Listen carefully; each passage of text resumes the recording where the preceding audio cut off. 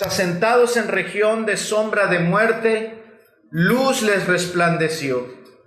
Desde entonces comenzó Jesús a predicar y a decir: arrepentíos, porque el reino de los cielos se ha acercado. En estos versículos vemos al Hijo de Dios en operación. Se nos dice aquí que Jesús comenzó a predicar. Y a veces leemos la Escritura de una manera tan superficial. Pero si nosotros consideramos quién es aquel que ahora está iniciando el ministerio de la predicación, de la proclamación de la palabra, y consideramos que ya no es uno más, un profeta más como muchos habían venido en los tiempos antiguos, sino que ahora aquel que levanta la voz y comienza a proclamar el mensaje divino es el mismo Hijo de Dios. Hermanos, entonces este pasaje cobra mucho sentido. La voz del Dios encarnado pronunció las palabras: el reino de los cielos se ha acercado. El reino celestial ha venido a los hombres. ¡Qué mensaje tan glorioso! Este mensaje fue el mismo mensaje que estaba anunciando Juan el Bautista. Pero ya no es solamente el mismo mensaje, sino que ahora el mensajero es Dios mismo. Entonces, hermanos, que se asombren los hombres y que se alegren, se llenen de gozo toda la humanidad, todos aquellos que habitan en las penumbras de la muerte, porque Jesucristo, quien es la luz de los hombres, la imagen del Dios invisible, el primogénito de toda la creación, el creador de todas las cosas, el creador del cielo y de la tierra. Dios ha abierto su boca para anunciar buenas noticias, buenas nuevas de salvación. Iniciamos este evangelio de Mateo y vemos ahora al siervo prometido de Dios apareciendo ante la humanidad, iniciando su ministerio de proclamación para hacer y decir todo aquello que el Padre le había mandado decir. Y este Jesús, este Cristo, este Mesías prometido, inicia predicando en medio de un pueblo ciego e ignorante. Dice nuestro texto: a un pueblo que está asentado en tinieblas. El profeta de profetas ha iniciado esta obra maravillosa predicando. Es muy común pensar en el ministerio de Jesús y centrarnos en la cruz. Por supuesto que es la cúspide de su ministerio. Pero el ministerio público de Jesús comenzó, dice aquí, predicando. Y el término predicar significa proclamar, significa levantar la voz, aquí a voz de cuello, al estilo de los profetas, como en el Antiguo Testamento. Jesús usó ese mismo estilo que usaron los profetas para dar el mensaje del cielo a los hombres. Y vemos que Jesús lo hace de esa manera, de una manera urgente. Jesús comienza a predicar. Dice nuestro verso 12, nos habla y vemos el contexto. Dice: cuando Jesús oyó que Juan estaba preso, volvió a Galilea, y dejando a Nazaret, vino y habitó en Capernaum. Antes de comenzar a predicar en Capernaum, Jesús se encontraba, dice, en Nazaret. Y él escuchó que Juan el Bautista, su precursor, estaba preso, y dejó Nazaret. Mientras el ministerio de Juan el Bautista menguaba, entonces el ministerio de Cristo surgía. El mensaje que Dios tenía para esa generación y para la nuestra no iba a ser detenido.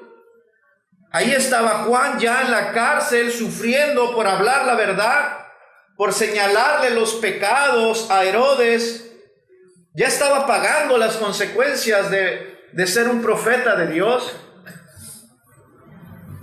Pero aunque este profeta estaba a punto ya de que su cabeza fuera, de que le arrancaran la cabeza, reconozcamos entonces que Jesucristo está entonces por otro lado, está surgiendo. Y eso nos habla de que el mensaje que había sería imposible de detener. El mensaje del reino de los cielos era un mensaje que sería imposible de detener. Él estaba en el plan de Dios y era el tiempo de Dios. Lucas capítulo 4, verso 16, nos dice que Jesús estaba en Nazaret antes de irse a Capernaum. Jesús estaba en Nazaret y dice Lucas que ese lugar donde estaba Jesús, mientras Juan estaba encarcelado, era el lugar donde Jesús se había criado. Y Jesús ahí ya había iniciado de alguna manera a anunciar el evangelio, porque recordamos que Jesús ahí en Nazaret es donde él entra a la sinagoga, toma el libro, lee al profeta Isaías entre los suyos, porque era el lugar donde se había criado, y ahí les declaró a todos que él era el cumplimiento mesiánico de todas esas promesas que estaban ahí, de un Mesías redentor. Pero vemos que ahí en Nazaret él fue despreciado. Dice Lucas que al oír estas cosas, todos en la sinagoga se llenaron de ira y levantándose le echaron fuera de la ciudad y le llevaron hasta la cumbre del monte sobre el cual estaba edificada la ciudad de ellos para despeñarle. Vemos que el mensaje no estaba siendo bien recibido ni siquiera en el lugar donde Jesús se había criado. Y Jesús entonces se marcha de ahí, deja Nazaret y viene a Capernaum. Cristo entonces no se quedó mucho tiempo en ese lugar, y eso nos da algunas lecciones para nosotros. Y entendemos entonces que Cristo no se quedó mucho ahí porque él estaba siendo rechazado. Él les dio las buenas nuevas, les dio el buen mensaje y lo aborrecieron. Aborrecieron el mensaje, y no solamente el mensaje, sino que lo aborrecieron a él. Lo iban a arrojar, lo iban a despeñar, lo querían matar. Se airaron contra el mensajero también. Dios entonces, hermanos, envió a predicar a su Hijo a otro lugar. Y ese pueblo de Nazaret entonces se quedó desprovisto de evangelio, se quedó desprovisto del siervo de Dios porque le rechazó. Y si pensamos todos nosotros con un poquito de coherencia, podemos afirmar que no es justo perder tiempo con los necios cuando hay tanta necesidad. Por ello les fue quitado el evangelio, y entonces Jesús se apartó su presencia de ellos y viene a Capernaum. Sépase bien que Jesús no estaba huyendo de las hostilidades, porque podemos pensar que Jesús, porque lo querían matar ahí, entonces él dijo, no, pues vayámonos a otro lugar, aquí hay mucho peligro. No, Jesús no estaba huyendo de las hostilidades. Nazaret lo rechazó y no fue Jesús a un lugar mejor. Capernaum no era un lugar mejor para predicar el evangelio. Dice el texto que leímos que Capernaum es descrito como un pueblo asentado en tinieblas, como un pueblo que que era una región de sombra de muerte. Entonces Jesús pasa de Nazaret, un lugar donde lo querían matar, donde rechazaron su mensaje, y va a Capernaum, pero no por temor. Y va a un lugar que es descrito como un lugar de tinieblas y de muerte. El verso 15 nos dice que ese lugar era Galilea de los gentiles. Y leemos así fácil, va, Galilea de los gentiles, pero ¿qué significa Galilea de los gentiles? Ese lugar era diferente a Nazaret. Nazaret era un lugar más religioso. Tenía una población más religiosa, iba más a la sinagoga, se esforzaban más en cumplir la ley, eran más religiosos. Pero Galilea era una comunidad más pagana. Era una comunidad, era una región porque por ser frontera y por ser una zona comercial, un lugar comercial, se había mezclado con los gentiles a través del tiempo, y ya el pueblo que era de ahí, que era parte de Israel, pero no eran ya religiosos, eran más mundanos. Y Jesús pasa de Nazaret religioso a Galilea, y le llaman de los gentiles, porque ya los que estaban ahí ya se comportaban como los gentiles, pues, y eran conocidos por el resto de Israel como los gentiles, aunque eran parte de Israel, pero eran más paganos.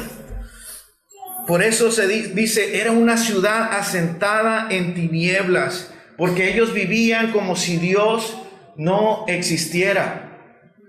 Y es ahí a donde va Jesús a predicar, a comenzar a predicar abiertamente, públicamente, que el reino de los cielos se había acercado. Lo mismo, hermanos, se puede decir de todos aquellos que están sin Cristo, que están en tinieblas. Independientemente de que se asista, que se vaya un poco a la iglesia, de que se tenga un poquito de conocimiento, de que lea un poquito la Biblia. Todos aquellos que se encuentran sin Cristo están en tinieblas. Dice que ese pueblo estaban asentados. Era un pueblo asentado en región de sombras de muerte. Y esa palabra asentados significa que ellos habían llegado ahí y se habían colocado, se habían sentado, pues. Ellos se sentían cómodos en estar en esa situación. Este pueblo se asentó ahí y estaba en esa condición porque querían, estaban gustosos de estar en esa situación. Estaban allí siendo ese pueblo en medio de la oscuridad porque así lo querían. Ellos voluntariamente escogían las tinieblas antes que la luz. Y es lo mismo que el hombre sin Cristo. Es lo mismo que todos aquellos que rechazan a Cristo voluntariamente. Quieren estar en oscuridad. Se sienten a gusto en oscuridad. Se asientan, se acomodan. Y no hay quien los pueda sacar de ahí porque ellos están felices de estar en sus tinieblas. Las tinieblas también representan la ignorancia. Así es que este pueblo era voluntariamente ignorante. Y no por falta de evidencias, porque tenían la ley de Dios. Eran ignorantes porque ellos escogían ser ignorantes, no por falta de testimonio, sino por falta de voluntad. Y es lo mismo que dice la Escritura de los hombres que están sin Cristo. Están en tinieblas, eligen las tinieblas antes que la luz, y no por falta de testimonio.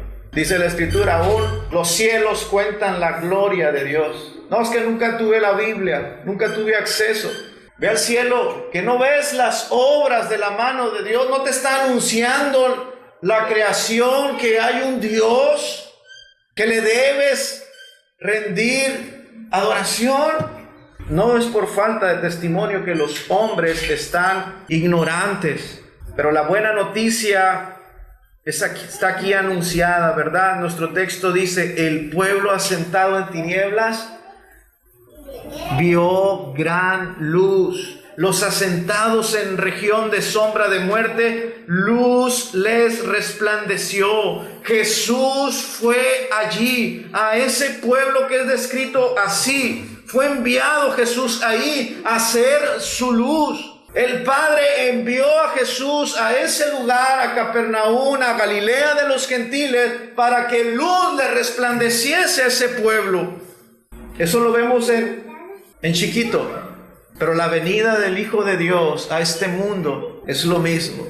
Porque no solamente Capernaum estaba sumergido en tinieblas, sino que toda la humanidad, toda su creación estaba bajo condenación. Pero al Padre le plació enviarnos a su Hijo unigénito, al Dios de gloria, ante el cual se rinden todos los ángeles y le dan tributo a Él. Vino y habitó entre nosotros. Se hizo hombre para que luz le resplandeciese a la humanidad. Este es el mensaje del Evangelio, que Él vino conforme a las Escrituras. Porque donde llega Cristo, llega la luz. Juan capítulo 1, verso 4, en Él estaba la vida y la vida era la luz de los hombres. Cristo es la luz de los hombres, y donde Cristo llega, llega la luz y son disipadas las tinieblas. La luz en las tinieblas resplandece, dice Juan, y las tinieblas no prevalecieron contra ella. Cristo es la luz para los que están en tinieblas. Jesús mismo dio testimonio de sí mismo y dijo: yo soy la luz del mundo. El que me sigue no andará en tinieblas, sino que verá la luz de la vida. Donde quiera que Jesús llega, llega la luz. Donde quiera que llega este evangelio, ahí llega la luz. Cuando el evangelio llega a un alma, llega la luz y se hace de día. La luz revela la verdad. Esa es una de las funciones de la luz. Usted no sabe qué hay dentro de una habitación hasta que no enciende la luz y se da cuenta de cómo se encuentra esa habitación. Si está limpia, si está sucia. La luz revela, la luz es reveladora. Y lo que hizo Cristo al venir a este mundo es revelar nuestra condición. Nos mostró que estábamos perdidos sin Él, que no hay justo ni aun uno, que no hay quien haga lo bueno, que estamos bajo condenación. La luz revela la verdad, y es por eso que la luz es despreciada por todos aquellos que están a gusto con su suciedad. Cuando salimos a trabajar y vamos y llegamos a casas de algunas personas a atenderles, a darles el servicio, y llegamos y casi en la mayoría de los hogares no tienen luz. Unos foquitos. La casa es para 4 focos y hay un foquito ahí por ahí. Pero las casas sucias. Y eso es para hacer los exámenes de la vista, ocupamos más luz y les pedimos: ¿puede prender más luz? Y a la gente le da pena prender más luz, porque entre más luz hay, más se ve el cochinero que hay. La luz revela lo que hay. Las personas que aman su condición como están, no quieren la luz, aborrecen la luz. Otra cosa que hace la luz es guiar. La luz nos sirve para guiarnos, y es por eso mismo que también es repudiada por todos aquellos que aman sus propios caminos, que no quieren que se les diga, que no quieren ser guiados, no quieren la luz, porque la luz nos dice, nos muestra el camino. Pero este es Cristo entre nosotros. La luz, dice la Escritura, es Cristo y es su evangelio. Colosenses capítulo 1, si quiere acompáñeme, verso 13 y 14. El cual nos ha librado de la potestad de las tinieblas y trasladado al reino de su Hijo amado, en quien tenemos redención por su sangre, el perdón de pecados. Es Cristo quien nos puede sacar de ese reino de las tinieblas. Es Cristo anunciando: el reino de los cielos se ha acercado, y el reino de los cielos se acercó a nosotros porque Cristo vino a nosotros. Cristo es la manifestación de ese reino, quien nos daría la libertad de esas potestades de tinieblas por medio de ese sacrificio de redención, por medio de su sangre, para perdonar nuestros pecados y sacarnos de las tinieblas.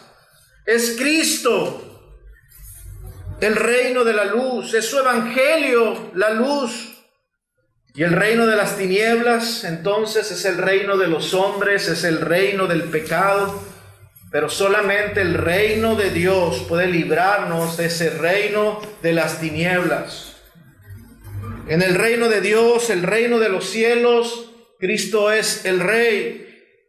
Y su gobierno en aquellos días estaba a punto de llegar a ser eficaz. Porque uno se puede preguntar, ¿acaso el reino de los cielos antes de Cristo no existía? Claro que sí. Ciertamente se estaba acercando para ser eficaz, hermanos, en todos aquellos que iban a ser salvos. El mensaje era que Dios estaba dispuesto a recibirlos y a perdonar a todos aquellos que confiaran en Jesús. El reino de los cielos se ha acercado, porque Cristo sabía que pronto iría a la cruz a consumar esa salvación de todos aquellos que iban a ser salvos. Esa salvación no sería posible hasta que Jesús fuese a la cruz a pagar por los pecados. Al hacer esto, al morir Cristo y derramar su sangre, presentarla como ofrenda de expiación por los pecados de su pueblo, entonces la salvación quedaría, como dijo Jesús, consumado es, la deuda ha sido pagada. El reino de los cielos se ha acercado. Así era el mensaje, porque aún Cristo no había consumado su obra.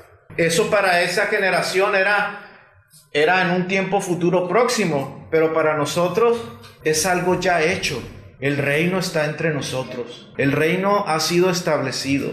El reino ya se ha iniciado. El reino de Dios.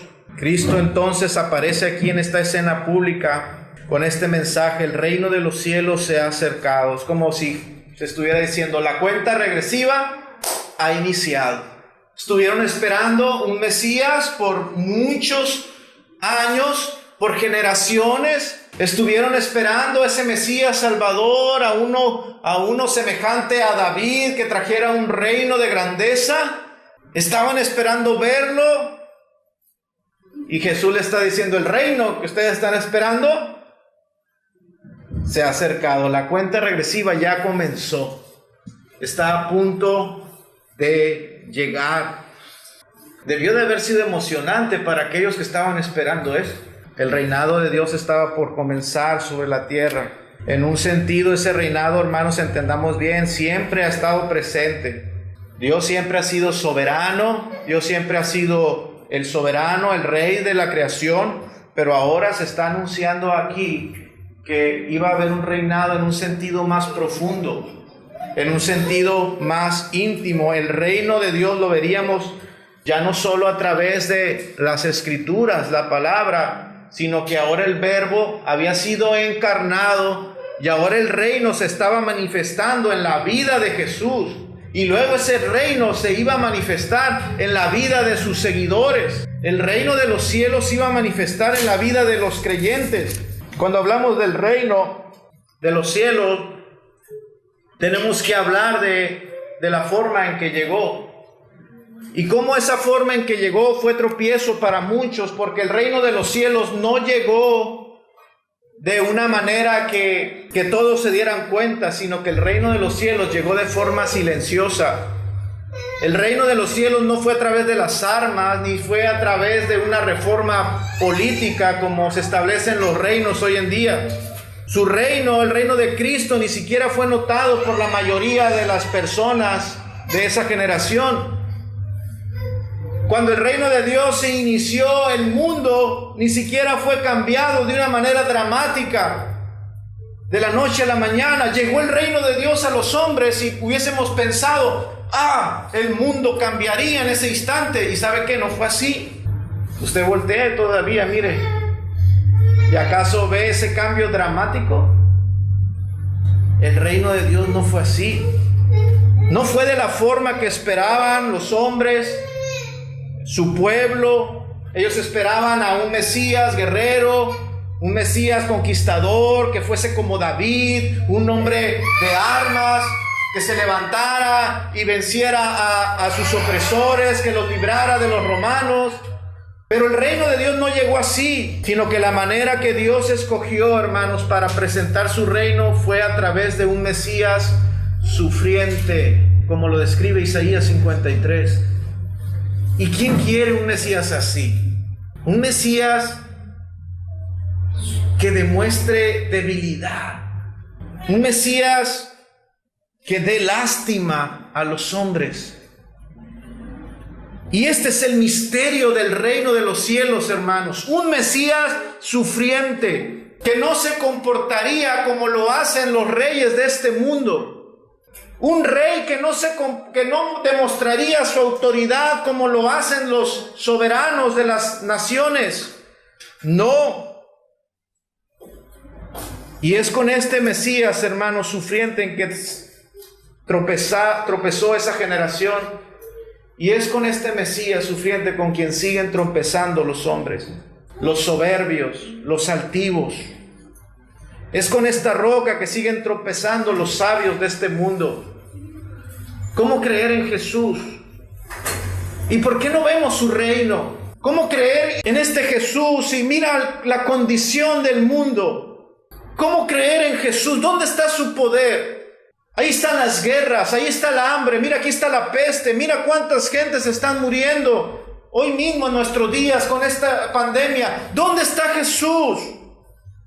La gente sigue tropezando con este Mesías sufriente que no demostró su reino como esperaban los hombres que se demostrase, que no se comportó, que no hizo lo que los hombres querían que hiciera, sino que hizo lo que el Padre le mandó hacer. Y su misión era venir y mostrarnos, encender la luz, para que viésemos nuestra condición, no para demandar, sino para que viéramos nuestra condición y viéramos en su obra, en esa cruz, la gravedad de nuestra condición, que la paga del pecado es muerte.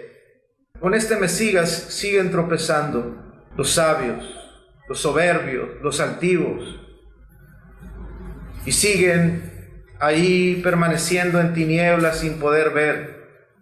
No pueden ver en Jesús un Salvador, y no podrán verlo hasta que Dios mismo se los revele, dice la Escritura. El contenido del mensaje que Jesús estaba predicando era idéntico, les decía, que el de Juan el Bautista, y se resumía en una palabra: arrepentíos. El mensaje es urgente. Juan predicó de una manera urgente a su generación: arrepiéntanse. Y Dios sigue haciendo un llamado urgente: arrepiéntanse. El mensaje era para que las personas tuviesen un cambio radical en su manera de pensar. El reino de los cielos se ha acercado, la cuenta regresiva comenzó. Y el mensaje es urgente. ¿Qué necesitan? Arrepiéntanse. Arrepentimiento. Porque el reino de los cielos se ha acercado. Ahora, ¿qué pasaría si supiera el hombre pecador que está a punto de estar frente a Dios? ¿No examinarías, oh pecador, antes tu vida personal? Si supieras que estás a punto de estar frente a Dios, ¿no considerarías cómo ha sido tu relación con Dios? Este es el mensaje: arrepiéntanse, cambien su manera de pensar, porque el reino de los cielos se ha acercado. Este mismo mensaje sigue siendo urgente: la venida de Jesucristo, que Él vino a vivir y a morir entre los hombres, ha hecho que el reino de Dios ya no sea una realidad futura o próxima, sino que es una realidad presente. El reino de los cielos ya ha venido. El Hijo de Dios ya vino, ya efectuó su obra. Ahora este mismo mensaje, hermano, debe seguir siendo predicado. Y debe seguir siendo predicado con la misma urgencia. Con la misma urgencia, y decir: arrepentíos. Juan sabía, cuando él estaba predicando, Juan el Bautista sabía que Jesús ya estaba ahí. Y él tenía una urgencia por predicar. Tenía una urgencia por predicar porque sabía la brevedad del tiempo. Jesús también sentía esa urgencia y también comenzó a predicar el arrepentimiento. Él sabía que su obra era establecer ese reino de los cielos. Arrepentíos y creed el evangelio, predica nuestro Señor Jesús. Porque la sangre está a punto de ser derramada en esa cruz a favor de los que crean. Pronto el Espíritu Santo iba a ser también otorgado a todos los creyentes. Jesús estaba predicando el arrepentimiento porque la fuente que limpia definitivamente todo pecado e impureza estaba a punto de ser abierta. La fuente que va a limpiar a los hombres de sus pecados está a punto de ser abierta. Y ustedes andan en sus caminos. Arrepiéntanse. La fuente está a punto de ser abierta para que sean lavados. Muchos en estos días hubieran señalado a Jesús como un predicador legalista. Mira, otro predicador legalista, predicando arrepentimiento, que se arrepientan, señalando los pecados. Muchos dicen que les hubiera gustado vivir en la época de Jesús. ¿Y para qué?